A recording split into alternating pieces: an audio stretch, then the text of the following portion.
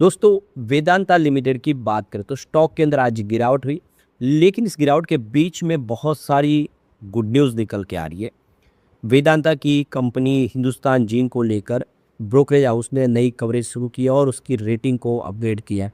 दूसरी तरफ देखें तो यहाँ पे वेदांता पावर को लेकर भी नई रेटिंग मिल चुकी है। बहुत ज़बरदस्त गुड न्यूज़ है, कामकाज बढ़ता हुआ दिखाई दे रहा है।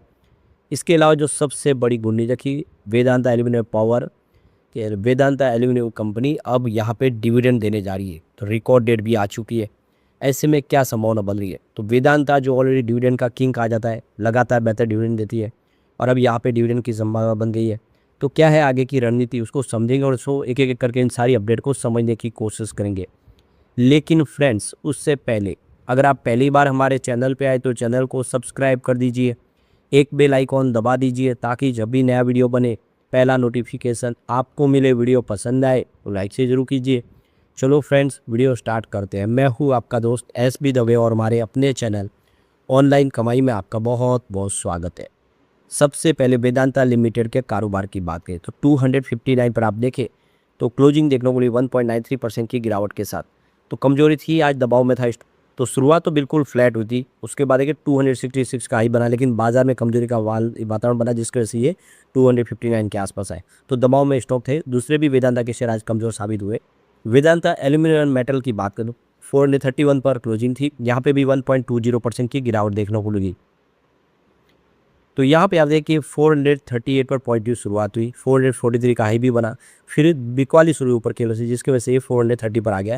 लेकिन अब यहाँ पे अच्छी गुड न्यूज़ है, कंपनी डिविडेंड देने जा रही है पहली बार बाजार में लिस्ट होने के बाद। यहाँ पे वेदांता पावर की बात हो 35.56 पर क्लोजिंग से 3.81% की यहाँ पे गिरावट देखने को मिली। तो ये देखो कि सब शुरुआत पॉजिटिव हुई थी 37.19 पर ये दिन भर का ही है। इसके बाद में इसमें बिकवाली बहुत ज़्यादा हो गई, इसके 35.45 का लो बना है। तो फिलहाल स्टॉक दबाव में है, 49 का हाई बना के स्टॉक निचले लेवल के आसपास, क्योंकि इसका 33 का 52 वीक का लो बना हुआ है। बड़ी जो गुड न्यूज़ निकल के आ रही है, वेदांता एल्यूमिनियम अपना पहला डिविडेंड देने जा रही है कंपनी अलग होने के बाद। और आप देख सकते हो कि यहाँ पे 30 जुलाई को कंपनी की मीटिंग हुई जिसके दौरान यहाँ पे फैसला होगा।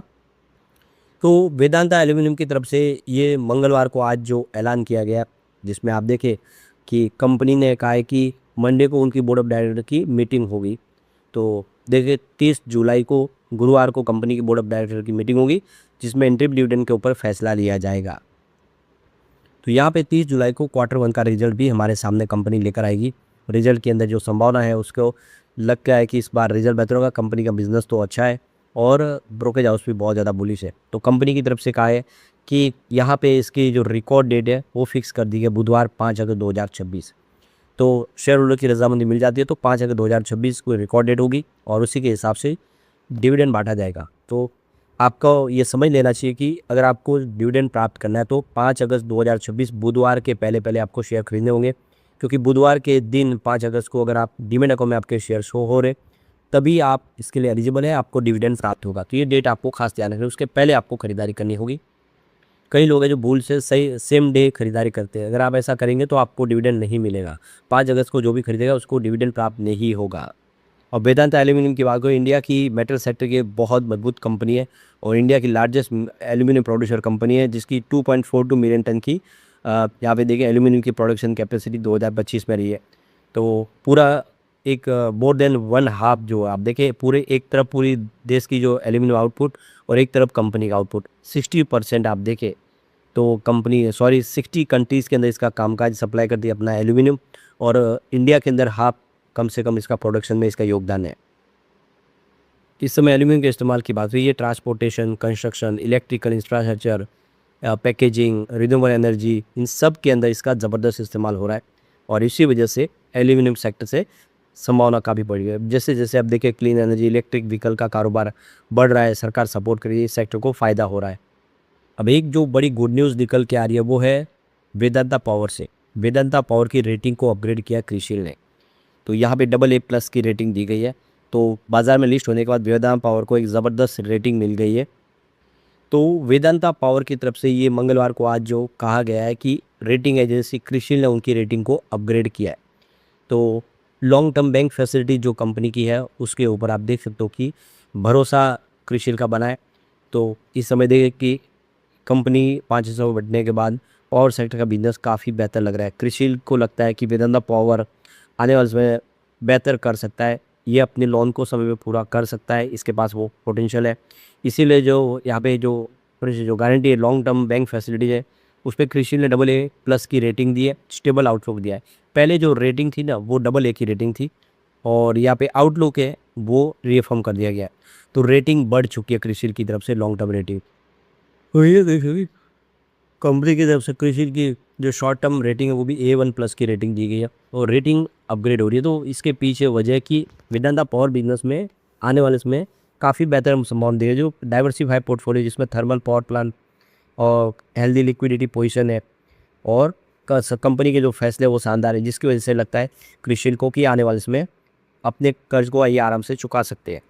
तो AA+ की रेटिंग का मतलब ये हो जाता है ना कि कंपनी इस समय जो भी कर्ज लिए हो उसका पेमेंट सुरक्षित है, इंटरेस्ट और वो प्रिंसिपल अमाउंट है वो सुरक्षित है, कंपनी उसको समय पे चुका सकती है। तो क्रिशिल की तरफ से यही कहा गया कि लॉन्ग टर्म पर जो पावर परचेस एग्रीमेंट कंपनी के काफ़ी हो चुके हैं, कंपनी का बिजनेस लगातार पटरी पे और इसीलिए आने वाले समय किसी प्रकार के जो भी इनके लैंडर्स हैं उनको प्रॉब्लम नहीं होगी, जिस वजह से इन्होंने रेटिंग अपग्रेड कर दी है। तो वेदांता पावर की बात में इसका डाइवर्सिफाइड पोर्टफोलियो है।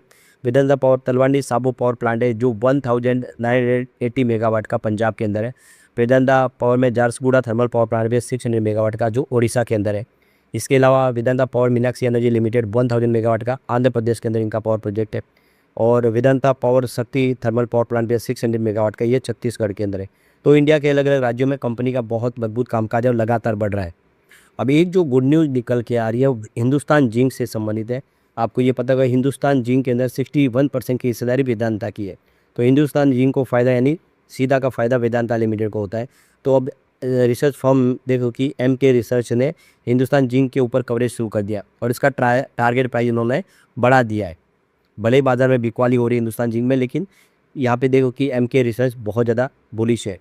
तो MK रिसर्च अपनी रिपोर्ट में कहा कि वेदांता की subsidies company Hindustan zinc limited ने फाइनेंशियल 2026-27 की पहले क्वार्टर में शानदार प्रदर्शन किया है। देखो कि अनुकूल बाजार की कीमतें रिकॉर्ड उत्पादन के दम पर कंपनी ने मजबूत शुरुआत की है, यानी उनको पूरा भरोसा है। तो यहाँ पे देखो कि ब्रोकिंग फर्म MK रिसर्च ने हिंदुस्तान जिंक के शेयरों पर खरीदने की रेटिंग दी है, यानी बाय की रेटिंग दी है। हिंदुस्तान जिंक के प्रॉफिट और मार्जिन में ज़बरदस्त उछाल देखने को मिला है। हिंदुस्तान जिंक का EBITDA 80.7 अरब रहा है जो अनुमान के अनुरूप है। कंपनी का EBITDA मार्जिन भी 62% के मजबूत स्तर पर बना हुआ है। वही कंपनी का जो प्रॉफिट है पिछले तिमाही के मुकाबले 50.3 अरब से बढ़कर सीधा 54.7 अरब रुपीज़ हो गया है। इस वृद्धि के पीछे सबसे बड़ा रीज़न जिंक और चांदी की बेहतर कीमतें और रुपए का अवमूल्यन। तो ये देखो कि जो डेप्रिसिएशन रुपए का उसका फ़ायदा कंपनी को हुआ है, जिसकी वजह से ये बेहतर रिजल्ट दे पाए।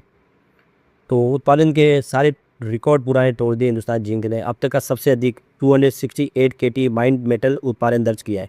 साथ ही रिफाइंड मेटल का भी उत्पादन 4% ईयर से बढ़ के 260 KT रहा है। कंपनी ने अपनी लागत पर भी बहुत ज़्यादा नियंत्रण लाया है।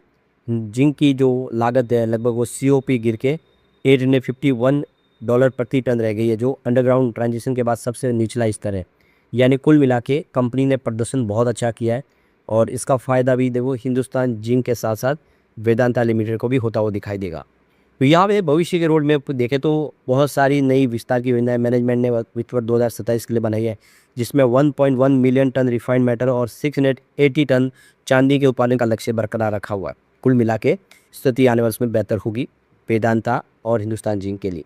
लेकिन फ्रेंड्स, कोई भी इन्वेस्टमेंट करने से पहले अपने फाइनेंशियल एडवाइजर से एडवाइस ले ले या अपना खुद का रिसर्च करें, क्योंकि मैंने वीडियो आपके एजुकेशनल पर्पज़ के लिए ही बनाया। वीडियो पसंद आए तो लाइक से जरूर कीजिए और चैनल को सब्सक्राइब कर दीजिए। Thank you friends.